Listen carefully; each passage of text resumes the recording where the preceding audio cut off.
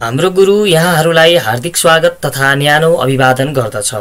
आज हामी त्रिभुवन विश्वविद्यालयद्वारा वार्षिक रूपमा लिइने बीएड फर्स्ट इयरको अनिवार्य नेपाली जसको कोड रहेको छ 401 यस विषयको मोडल क्वेशन लिएर उपस्थित भएका छौं। यो भन्दा अघिको भिडियोमा पनि हामीले यो विषयसँग सम्बन्धित मोडल क्वेशन र विभिन्न वस्तुगत प्रश्नहरू लिएर उपस्थित भइसकेका थियौं। आजको भिडियोमा हामीले विगतमा सोधिएका र आगामी दिनमा सोध्न सक्ने सम्भावित प्रश्नहरूलाई समेत समावेश गरेर मोडल क्वेशन तयार गरेर ल्याएका छौं। तर आजको भिडियो सुरुवात गर्नुभन्दा अघि यदि यहाँहरू पनि हामीलाई पहिलो पटक हेर्दै हुनुहुन्छ भने हाम्रो यस च्यानललाई सब्स्क्राइब गर्न भने नभुल्नुहोला, जसले गर्दा हामीले बनाएका भिडियोको नोटिफिकेसन पहिलो चोटी तपाईलाई नै प्राप्त होस्।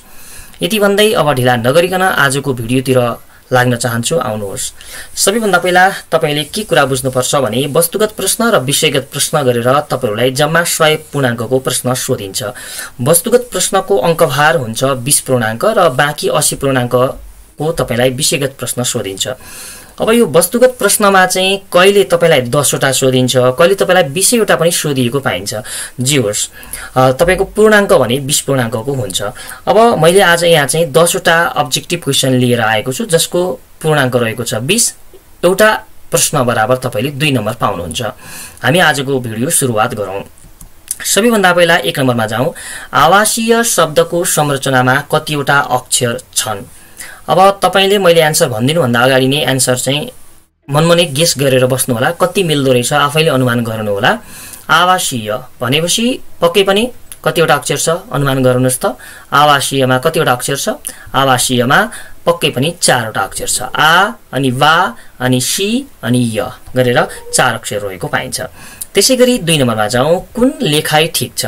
क शिक्षा दीक्षा, ख शिक्षा दीक्षा, ग शिक्षा दीक्षा, घ शिक्षा दीक्षा। यो वर्ण विन्यासबाट रहेको छ। यसको सही उत्तर हुन्छ क नम्बरको शिक्षा दीक्षा। त्यसैगरी अज्ञात पक्षको प्रयोग कहाँ भएको छ भनेको छ? गयो, गएछ, जान्थ्यो, गएको छ। अब अज्ञात भन्ने बित्तिकै गएछ, खाएछ, लेखेछ आदि हुन्छ। त्यसकारणले गर्दा हामी गएछतिर जाउँ। यसको सही विकल्प हुन्छ गएछ। यो तपाईहरु सबैजनालाई आउँछ। त्यसैगरी 4 नम्बरमा जाउँ। सुन्दरता कुन पद वर्गमा पर्छ? सर्वनाम, विशेषण, क्रिया अनि नाम। सुन्दरता ता प्रत्यय लाग्ने बित्तिकै त्यो के हुन्छ? नाम हुन्छ भन्ने कुरा सम्झिनु पर्यो। जस्तै मानवता, सुन्दरता आदि यो के हुन्छ त? नाम पद हुन्छ। त्यसैगरी माछापुच्छ्रे कुन समास हो? द्वन्द्व, द्विगु, बहुव्रीहि, अव्ययीभाव। कुन समास हुन्छ? तपाईहरु सबैजनालाई थाहा छ यो उत्तर, गेस गर्नु होला। पक्कै पनि यसको सही विकल्प हुन्छ बहुव्रीहि। माछापुच्छ्रे बहुव्रीहि, ग नम्बरको। त्यसैगरी 6 नम्बरमा जाउँ। अमानवीयमा कतिवटा प्रत्यय लागेको छ? प्रत्यय सम्झिनु पर्यो। अ भनेको त अगाडिको त उपसर्ग भयो। मानव प्लस इय के हुन्छ? मानवीय हुन्छ हैन? भनेपछि कतिवटा प्रत्यय लागेको छ? एउटा हैन? हो, त्यसकारणले गर्दा यसको सही विकल्प के हुन्छ? 1 क नम्बरको अमानवीय। अ प्लस मानव प्लस इय प्रत्यय लागेर अमानवीय भन्ने शब्द बनेको छ। त्यसकारणले गर्दा यसमा प्रत्यय भनेको चाहिँ इय मात्रै आएको छ। त्यसैगरी 7 नम्बरमा जाउँ। शहीद र वकिल शब्द कुन स्रोतबाट आएका हुन्? तत्सम, तद्भव, आगन्तुक अनि मौलिक। गेस गर्नु होला यहाँहरूले। पक्कै पनि तपाईहरुले गेस गरिसक्नु भयो। यसको सही विकल्प हुन्छ आगन्तुक। आगन्तुक शब्दबाट चाहिँ आएको हो यो, आगन्तुक स्रोतबाट। 8 नम्बर। विश्वेश्वर प्रसाद कोइराला कस्ता कथाकार हुन्? आधुनिक, प्रगतिवादी, यथार्थवादी, मनोवैज्ञानिक। अब विश्वेश्वर प्रसाद कोइराला भन्ने बित्तिकै हामी मनोवैज्ञानिक कथाकार, फ्रायडीय यौन मनोविज्ञानलाई नेपाली कथामा भित्र्याउने कथाकारका रूपमा चिन्छौं। त्यसकारणले गर्दा यसको सही विकल्प भनेको घ नम्बरको मनोवैज्ञानिक हुन्छ। त्यसैगरी 9 नम्बरमा जाउँ। मनको दैलो कसले लेखेका शब्द हुन् भएछ? कविता हो भनेर हुनुपर्ने यो। मनको दैलो को द्वारा रचित कविता हो? दुर्गालाल श्रेष्ठ, भूपी शेरचन, माधव प्रसाद घिमिरे, विजय मल्ल। अब मनको दैलो तपाईले पढ्नु भएको छ। पक्कै पनि यसको सही विकल्प हुन्छ दुर्गालाल श्रेष्ठ। त्यसैगरी दाडिमको रुख नेर कसको कृति हो? अब यो दाडिमको रुख नेर भन्ने तपाईले पढ्न चाहिँ पढ्नुहुन्न, तर यो कृति लेख्ने लेखकको तपाईले चाहिँ निबन्ध पढ्नुहुन्छ। त्यसकारणले गर्दा त्यो भित्रबाट पनि तपाईलाई चाहिँ प्रश्न सोध्न सकिन्छ है। क नम्बरको माधवलाल कर्मचार्य, लक्ष्मी प्रसाद देवकोटा, कृष्ण सहाय यात्री, धीरेन्द्र प्रेमसी। यसको सही विकल्प हुन्छ लक्ष्मीप्रसाद देवकोटा। लक्ष्मीप्रसाद देवकोटाद्वारा लिखित के नेपाल सानो छ भन्ने निबन्ध यहाँहरूले फर्स्ट इयरमा पढ्नुहुन्छ। त्यसकारणले गर्दा लक्ष्मीप्रसाद देवकोटा अथवा कुनै पनि साहित्यकारले लेखेका कृतिहरूको बारेमा पनि यहाँ चाहिँ तपाईलाई अब्जेक्टिभमा चाहिँ प्रश्न सोध्न सक्छ। त्यसकारणले गर्दा त्यहाँ पनि तपाईले चाहिँ विचार गर्नुपर्ने हुन्छ है।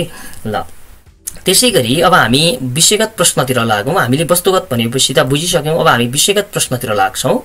विषयगत प्रश्नको पूर्णाङ्क हुन्छ 80।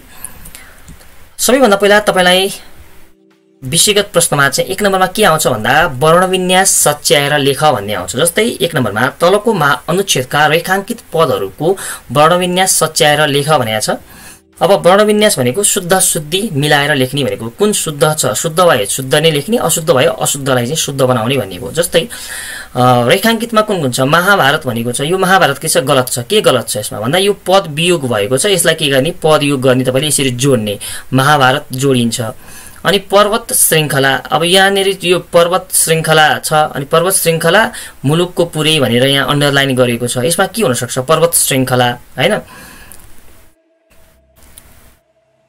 पर्वत श्रृंखलामा के हुन्छ, यो श्रृंखला हुन्छ, ख्याल गर्नुस् है। अनि मुलुकको यही हुन्छ, पक्कै पनि हुँदैन। मुलुकको के हुन्छ त, यहाँ जोडिन्छ हैन। अनि यो जुन पर्वत श्रृंखला छ यो नेरि यहाँ नेरि चाहिँ टुक्रिन्छ। महाभारत पर्वत श्रृंखला हैन, यसरी चाहिँ टुक्रिन्छ। यसलाई हामीले चाहिँ वर्णविन्यास मिलाउने भनेको हो के। अनि पूर्वदेखि भनेको छ, पूर्व के यहाँ ह्रस्व छ हैन, तपाईले चाहिँ यसलाई दीर्घ बनाउने हो। अब यही नै के हो त, शुद्ध शुद्धि हो, दीर्घ बनाउने। अनि त्यसैगरी अरु हेरिरहनु पर्दैन। शिखरहरू भनेको छ, यहाँ पनि मिस्टेक रहेछ हैन। यो तपाईको मोटो स बनाउने शिखरहरू यसरी। त्यसैगरी दक्षिण भनेको छ। अब हाम्रो दक्षिण त हुँदैन, हाम्रो क्षेत्रीको छ हुन्छ हैन। अब यहाँ लेख्न सम्भव छैन, त्यसै हुनाले मैले यहाँ यसरी लेखिदिन्छु, यो क्षेत्रीको छ हुन्छ। त्यसैगरी सुरक्षित राख्ने पर्खालको काम गरेको छ। यसले नेपालको मौलिक संस्कृति, यहाँ संस्कृतिमा पनि मिस्टेक रहेछ भनेपछि यहाँ चन्द्रबिन्दु छ, हाम्रो हुनुपर्ने के हो त, शिरबिन्दु हो हैन। त्यसैगरी राजनीतिक विकास तथा आफ्नो छुट्टै पहिचान कायम राख्न मद्दत गरेको छ। मद्दत भएको छ। हामीले गर्नुपर्ने चाहिँ कस्तो हो त भन्दाखेरि चाहिँ आधा द, त्यसपछि फेरि हाम्रो द हुन्छ नि, मद्दत। यो मद्दत चाहिँ गरेको छ भन्ने हुन्छ हो। त्यसकारणले गर्दा यो तपाईले वर्णविन्यास सच्याएर लेख्नुभयो, यो तपाईलाई कुनै पनि समस्या भएन।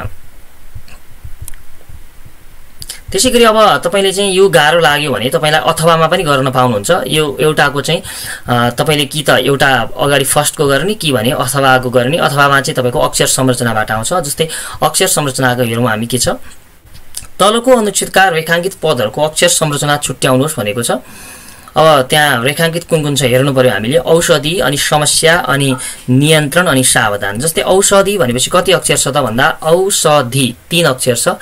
अब लेख्ने तरिका यहाँहरूलाई थाहा छ, यहाँ लेख्न सम्भव नभएको हुनाले मैले एन्सर मात्रै सरसर्ती भनिदिन्छु। औषधिमा 3 अक्षर छ, औषधि। त्यसैगरी समस्यामा समस्या 3 अक्षर छ, समस्यामा पनि। अनि नियन्त्रण, नियन्त्रण, नियन्त्रण भनेपछि 3 अक्षर छ, सबै 3 बाट आएको रहेछ। अनि सावधान, सावधान भनेपछि यसमा पनि कति अक्षर छ त, 3 अक्षर छ। सावधान त भनिदैन, सावधान भन्दा खुट्टा काट्छौँ हामी हैन। त्यो हुनाले सावधान 3 अक्षर छ। अनि तपाईले चाहिँ यो लेखेर छुट्याउनु पर्ने हुन्छ। अब यो कसरी छुट्याउने, कसरी लेख्ने भन्ने आएन भने हामीले बनाएको अक्षर संरचना भन्ने एउटा भिडियो छ। अक्षर संरचनाबाट यहाँहरूले बनाउन सक्नुहुन्छ, हेर्न सक्नुहुन्छ। त्यसैगरी 2 नम्बरमा जाउँ। कुनै 2 प्रश्नको उत्तर दिनुहोस् भनेको छ। अब यसमा चाहिँ तलका अनुच्छेद पढ्नुहोस् र सोधिएका प्रश्नहरूको उत्तर दिनुहोस् भनिएको छ। तपाईले सुरुमा अनुच्छेद पढ्नु पर्यो, त्यसपछि चाहिँ अनुच्छेदको आधारमा तलका प्रश्नहरूको उत्तर लेख्नु पर्यो। जस्तै माथिको अनुच्छेदबाट तत्सम र आगन्तुक स्रोतका 2-2वटा शब्द सार्नुहोस् भनेको छ। अब तपाईले तत्सम शब्द कुन कुन सार्न सक्नुहुन्छ। तत्सम र आगन्तुकलाई चाहिँ अन्डरलाइन गरेको होइन, यो अन्डरलाइन गरिएको भनेको चाहिँ आ नम्बरको लागि हो। जस्तै मधुमेह भनेको पनि तत्सम शब्द हो, शरीर भनेको पनि तत्सम शब्द हो। त्यसैगरी दृष्टि भनेको पनि तत्सम शब्द हो। त्यसैगरी रक्त भनेको तत्सम शब्द हो। त्यसैगरी दृष्टि आइसक्यो। त्यसैगरी अरु के छ, महत्त्वपूर्ण पनि के हो त, तत्सम शब्द हो। स्नायु तन्तु भनेको पनि तत्सम शब्द हो। त्यसैगरी अरु छैन। त्यसैगरी अब आगन्तुक स्रोतका शब्दहरू भनेपछि रेटिना भनेको छ, त्यहाँ आगन्तुक भनेको रेटिना। त्यसैगरी अर्को आगन्तुक के छ, डायबेटिक रेटिनोपेथी भन्ने, यो दुईटै आगन्तुक शब्द हो। त्यसैगरी अर्को भनेको चाहिँ छैन। ल जस तपाईले दुईटा छुट्याउनु पर्ने हुन्छ, दुईवटा तपाईलाई यहाँ अनुच्छेदभित्रै दिन्छ। तपाईले चाहिँ तत्सम बराबर फलानु फलानु, आगन्तुक बराबर फलानु फलानु भनेर लेख्न सक्नुहुन्छ। त्यसैगरी आ नम्बरमा चाहिँ माथिको अनुच्छेदका रेखाङ्कित शब्दको पदवर्ग छुट्याउनुहोस् भनेको छ।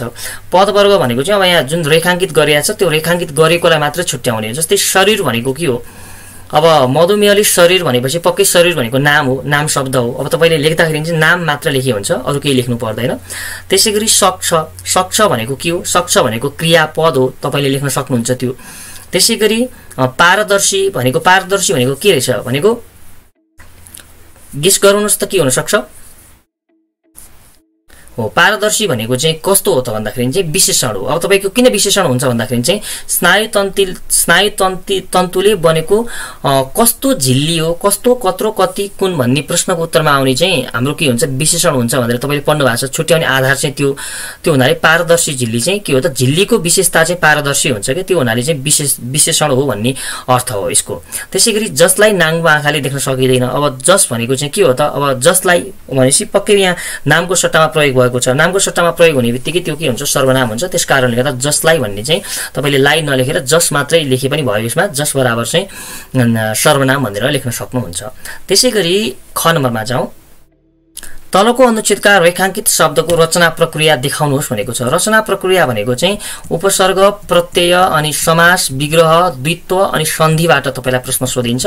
त्यसको रचना प्रक्रिया कसरी बनेको छ त्यो शब्द भनेर देखाउने मात्रै हो, यसमा अरु केही पनि छैन। जस्तै विभिन्न कस्तो हुन्छ, विभिन्न जस्तै बी प्लस भिन्न विभिन्न हुन्छ। भिन्न भन्ने शब्दको अगाडिपट्टि चाहिँ बी उपसर्ग लागेर विभिन्न बनेको छ। सांस्कृतिक, संस्कृति प्लस इक प्रत्यय लागेर चाहिँ सांस्कृतिक बनेको छ। तपाईले लेख्दाखेरि संस्कृति प्लस इक भनेर लेख्ने। त्यसैगरी राष्ट्रियमा के हुन्छ भन्दा राष्ट्र प्लस इय प्रत्यय लागेर राष्ट्रिय भएको छ, लेख्न सक्नुहुन्छ। अनि विश्व सम्पदा, अब विश्व प्लस सम्पदा, विश्व सम्पदा लेख्न पाइँदैन। यसमा चाहिँ विश्वको सम्पदा विश्व सम्पदा लेख्नुहुन्छ, किनभने यो चाहिँ समासबाट चाहिँ बनेको शब्द हो। अघि माथिको चाहिँ विभिन्न, सांस्कृतिक, राष्ट्रिय भन्ने शब्दहरू चाहिँ उपसर्ग र प्रत्ययबाट बनेको थियो। उपसर्ग र प्रत्ययबाट बनेको शब्द छ भने बीचमा तपाईले प्लस लेखेर चाहिँ छुट्याउन सक्नुहुन्छ। समासमा चाहिँ त्यो नियम छैन। विश्वको सम्पदा विश्व सम्पदा। त्यसैगरी सँगसँगै, सँग प्लस सँगसँगै हुन्छ। यो चाहिँ द्वित्वबाट बनेको शब्द हो, एउटै शब्द दोहोरिएर बनेको शब्द हो। त्यसैगरी सुरक्षितको के हुन्छ भन्दा सुरक्षा प्लस इत प्रत्यय लागेर सुरक्षित भएको छ। त्यसैगरी संरक्षण, सम प्लस रक्षण संरक्षण उपसर्ग लागेर बनेको शब्द हो यो। त्यसैगरी अनुगमनको पनि अनु प्लस गमन अनुगमन लेख्न सक्नुहुन्छ। यसरी यस अनुच्छेदमा चाहिँ उपसर्ग, प्रत्यय, द्वित्व, समास, सन्धिबाट चाहिँ तपाईलाई प्रश्न सोधिन्छ। तपाईले त्यसको केवल रचना प्रक्रिया मात्रै छुट्याउने हो। तपाईले उपसर्गबाट बनेको अनि प्रत्ययबाट बनेको भनेर लेखिरहनु आवश्यक छैन। त्यसैगरी ग नम्बर, उपयुक्त क र ख अनुच्छेदमा प्रयोग भएका निम्नलिखित पारिभाषिक शब्द पदावलीलाई सन्दर्भगत अर्थ खोल्ने गरी वाक्यमा प्रयोग गर्नुहोस् भनेको छ। तपाईले पारिभाषिक शब्द भनेको बुझिहाल्नुहुन्छ, त्यसलाई तपाईले आफ्नो ढंगले वाक्यमा प्रयोग गर्ने। तर तपाईले प्रश्नहरूको उत्तर लेखिरहनु भन्दा अगाडि विकल्प चाहिँ राम्रोसँग हेर्नु होला। कतिपय विद्यार्थीहरूले के गर्छन् भन्दाखेरि चाहिँ विकल्प पढ्दैनन् अनि त्यसपछि सबै प्रश्नहरूको उत्तर लेख्न थाल्छन् अनि अन्तिममा समय भ्याइदैन। यो 2 नम्बरमा पनि तपाईको जम्मा 2टा प्रश्नको उत्तर मात्र लेख भनेर सोधिन्छ है। 2टा मध्ये 3टा मध्ये तपाईलाई जुन चाहिँ सजिलो लाग्छ 2टा गर्नुपर्ने हुन्छ। त्यो नम्बर चाहिँ तपाईले हेर्नु होला। फेरि 2टा गर्ने भनेर जस्तै तपाईले यो 2 को क को अ र आ मात्रै गरेर अरु छोड्न पाइदैन। जस्तै क ख ग यहाँ 3टा नम्बर छ, तपाईले क र ख गरेर ग छोड्न पनि सक्नुहुन्छ अथवा क र ग गरेर ख छोड्न सक्नुहुन्छ। यसरी तपाई जान सक्नुहुन्छ है। त्यसैगरी अब हामी 3 नम्बरमा जाउँ। के छ, कुनै 2 प्रश्नको उत्तर दिनुहोस् भनेको छ।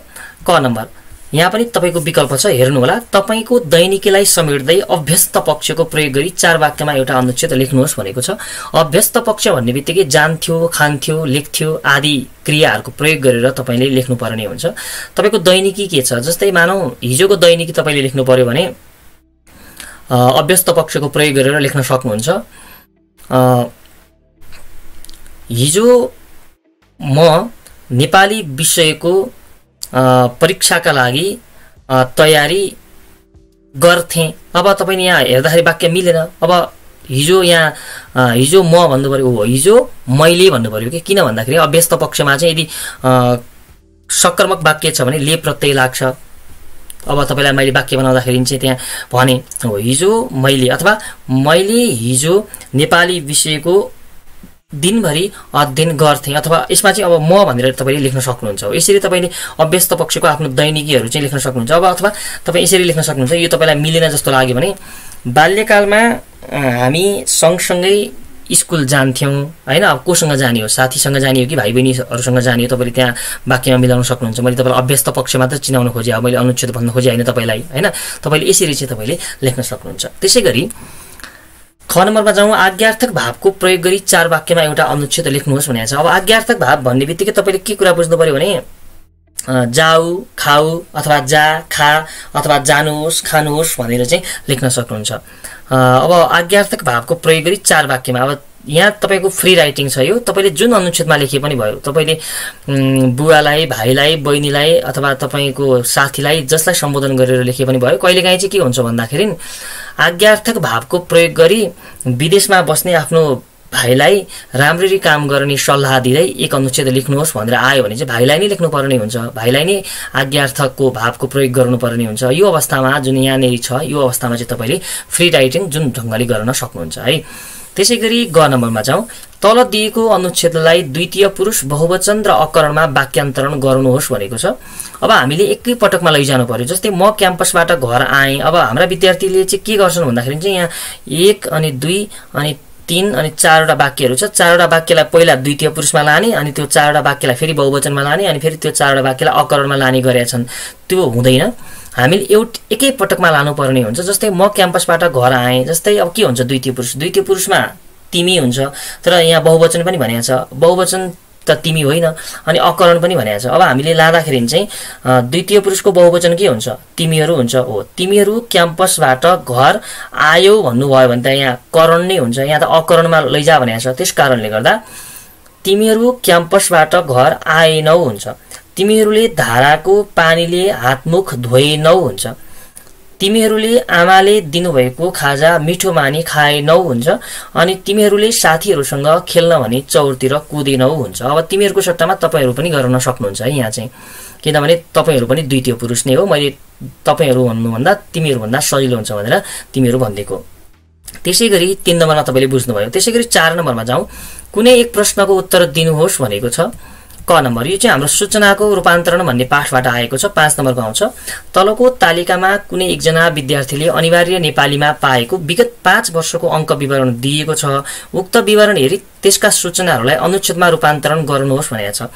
अब तपाईले यो सूचनाको आधारमा यसलाई के गर्नु पर्यो भने अनुच्छेदमा व्यक्त गर्नु पर्यो। यही सूचना अब खास केही पनि गाह्रो छैन यो हैन। तपाईले एकचोटी किताब हेर्नु भयो भने सरल लेख्न सक्नुहुन्छ। यो सूचना जुन सूचना छ, यो सूचनाको कुराहरूलाई चाहिँ तपाईले चाहिँ लेख्ने, अनुच्छेदमा व्यक्त गर्ने। जस्तै अनुच्छेदमा व्यक्त गर्ने भनेको कसरी, यहाँ जस्तै सानो अनुच्छेद छ नि, अथवा भनेर दिएको छ।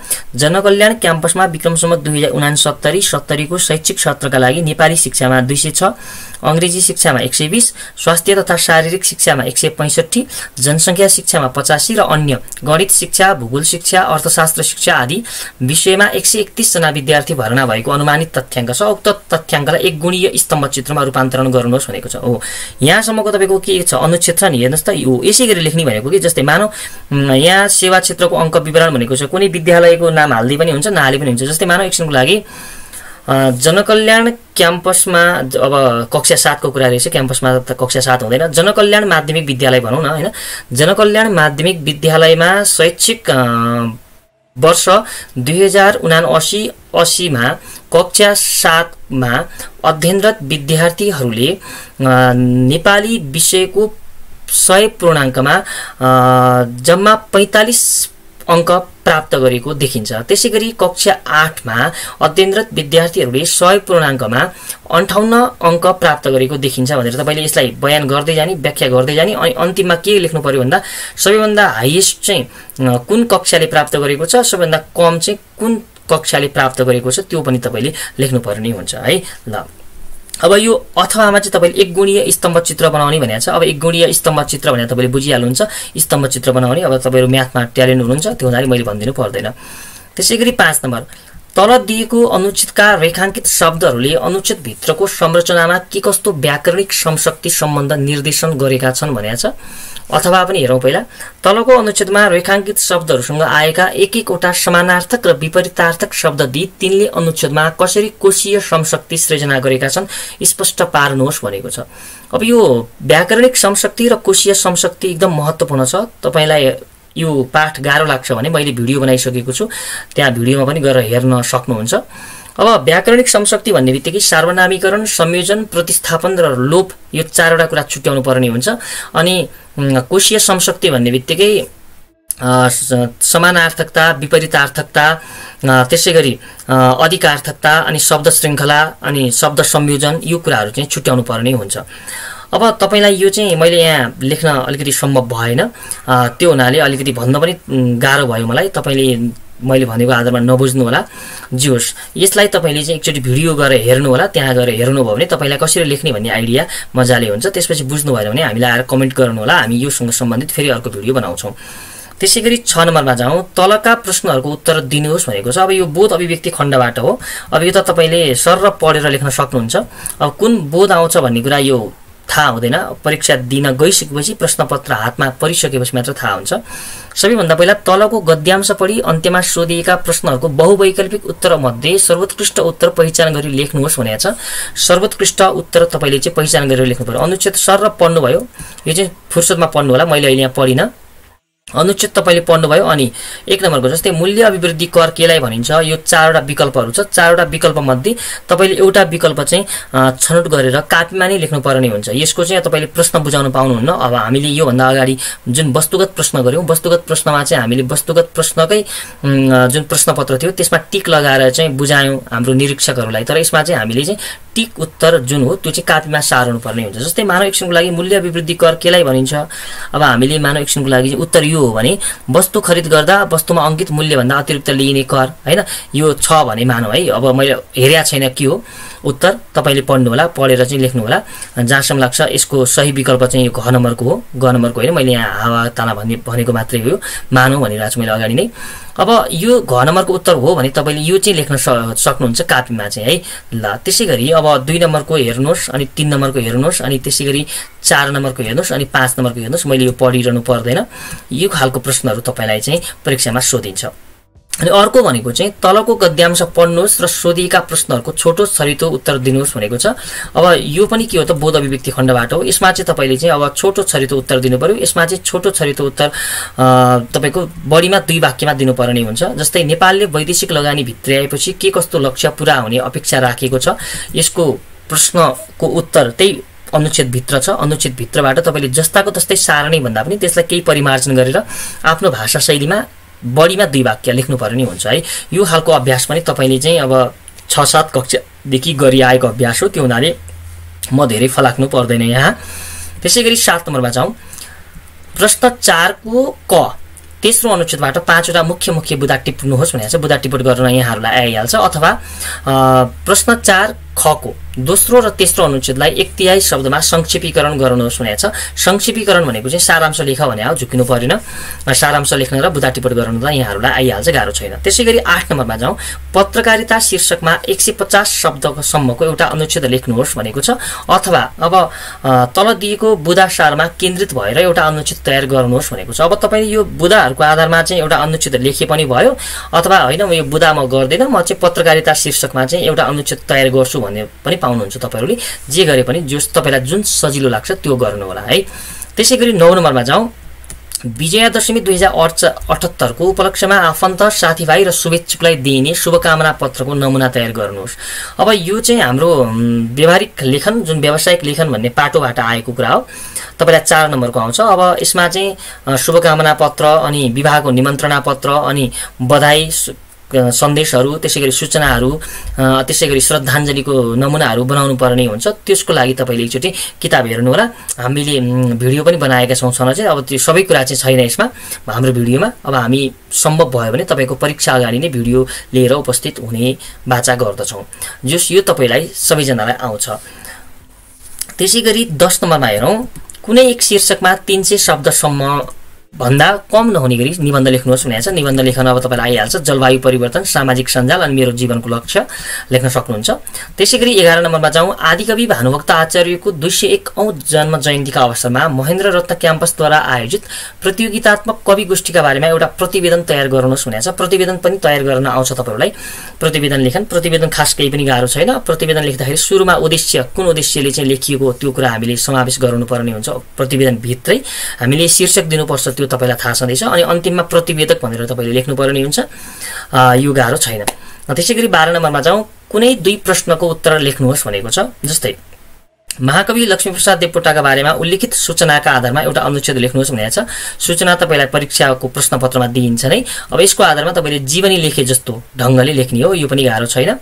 अनि अथवा आ नम्बरमा तल दिएको बुदाको आधारमा राष्ट्रकवि माधव घिमिरेका विशेषतालाई एक अनुच्छेदमा प्रस्तुत गर्नुहोस् भनेको छ। यो पनि माथिको जस्तै हो। यो पनि गाह्रो छैन है। त्यसैगरी ग नम्बरको मेरो चोक कविताको विषयवस्तुका बारेमा प्रकाश पार्नुहोस्। अब यहाँबाट चाहिँ तपाईले जुन साहित्य पढ्नु भएको छ पछाडिको, त्यो साहित्यबाट आउँछ। मेरो चोक भुपी शेरचनद्वारा रचना गरिएको कविता हो, तपाईलाई थाहा छ। यसको विषयवस्तुको बारेमा जान्ने मन छ भने हाम्रो मेरो चोक भन्ने कविता एकचोटि गएर हेर्नु होला, भिडियो छ। त्यसैगरी ई नम्बरको के नेपाल सानो छ निबन्धको मुख्य सार सन्देश के हो, लक्ष्मीप्रसाद देवकोटाद्वारा रचना गरिएको निबन्ध। यो निबन्धसँग सम्बन्धित भिडियो पनि हामीले बनाइसकेका छौं, त्यहाँ गएर हेर्न सक्नुहुन्छ। सन्देशहरू त्यहाँ अभिव्यक्त गरिएको छ। त्यसैगरी ख नम्बर मानवीय जीवनको आरोह अवरोहलाई चुली उपन्यासमा कसरी प्रस्तुत गरिएको छ, सरोभक्तद्वारा रचित लघु उपन्यास हो यो। अब यो उपन्यासको बारेमा पनि हामीले भिडियो बनाइसकेका छौं, त्यहाँ गएर हेर्न सक्नुहुन्छ। अब यसरी तपाईहरुको यो अनिवार्य नेपालीको प्रश्न चाहिँ समाप्त हुन्छ। त्यति धेरै जटिल केही पनि आउँदैन। अब यहाँहरूले परीक्षा दिन गइरहँदाखेरि के कुरा बुझ्नुपर्छ भन्दाखेरि हामीले कुनै पनि प्रश्नहरू चाहिँ सकभर छोड्नु हुँदैन। सबै प्रश्नको केही न केही लेख्नुपर्छ। अब सके राम्रो लेख्ने, नसके पनि केही न केही तपाईले जानेको आधारमा लेख्नुभयो भने पक्कै पनि यहाँहरूलाई पास गर्न समस्या हुँदैन भन्ने मैले बुझेको छु।